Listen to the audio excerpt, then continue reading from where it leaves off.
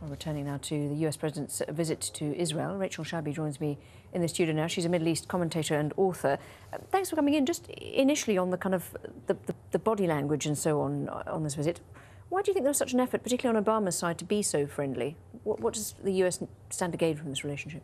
It was, as you say, the body language was overwhelmingly of a president on a gigantic charm offensive in Israel. I mean, right from the moment that he stepped off the plane, he was smiles, saying how good it was to be in Israel in Hebrew, in very good Hebrew, it has to be said. He must have practiced at that, going to all the right places, places that Israel actually requested that he visit, places that aren't usually on a state visit itinerary. It was all about making Israel feel good about the president.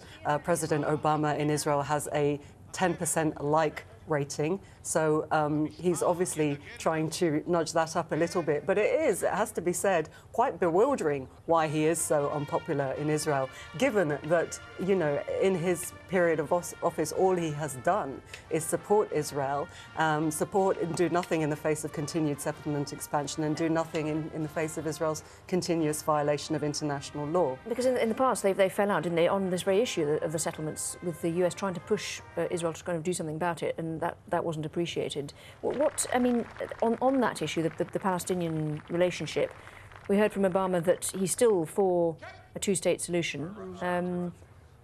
Has anything shifted at all? We also heard that Netanyahu says he's prepared to have talks.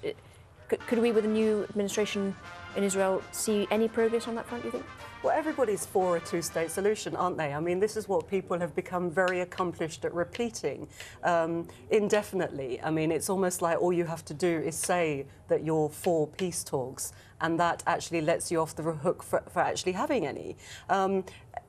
President Obama has said that he wants them, Prime Minister Netanyahu has said that he wants them, President Perez, the Israeli president, has said, that's what we want. But clearly, Israeli actions are consistently and continually doing everything in the reverse direction. I mean, if you didn't want peace talks and if you wanted to prolong the occupation, you would behave as Israel has done. So just to move on to other issues that have come up, clearly Iran was a big one, but also Syria is very much on the map, isn't it? And has there been any shift at all in the Obama position? Because he had said a while ago that if there were use of chemical weapons, that would be a red line. We've had on Tuesday alleged use of a chemical weapon. Do you think we could sense a shift in the position from Obama on what to do about Syria?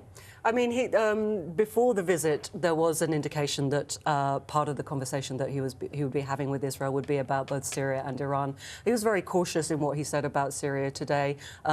He did say that he would want proof of a changed situation before he would change direction, although obviously the US is very reluctant to do anything different from what it has been doing in Syria. I mean, I think the real coup for Netanyahu actually is that he has managed to divert attention away from the Palestinian issue, and this is what the PA President Mahmoud Abbas and Palestinians are so upset about, that actually there is no focus on the Palestinian issue and what it would need to get that back on the table, i.e. for Israel to stop its continued settlement expansion and continued violation of international law. Netanyahu has managed to get the focus entirely onto Iran, and it's almost as though there's been some sort of trade-off whereby Obama has said, OK, I won't talk about peace and the Palestinians, but you need to slow down and stop warmongering about Iran. OK, Rachel Shabi, thanks very much indeed for giving us your perspective on that story. Thank you. Thank you.